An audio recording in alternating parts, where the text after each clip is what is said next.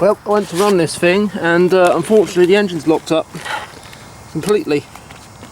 It ran, I don't know if I got it on camera, I don't think the camera was recording, and she that turns, but it's broken inside I think. The pull start don't turn over. I put it on the lowest speed on the drill and yeah, it's not any of that. See, that all moves. Maybe she's a little tight, but not that bad. The engine's completely seized, so MGT4 unfortunately needs an engine. I do have a spare one of these, but its engine's not in particularly brilliant shape either. So maybe make one a good one out of two. I don't know. MGT4 engine failure. So yeah, I broke the starter as well. I think 'cause it's now turns. This piece turns.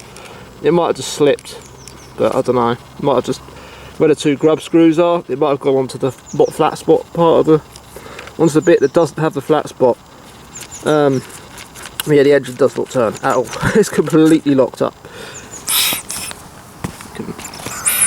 Demonstrate it's got pull start as well, of course. Completely stuck.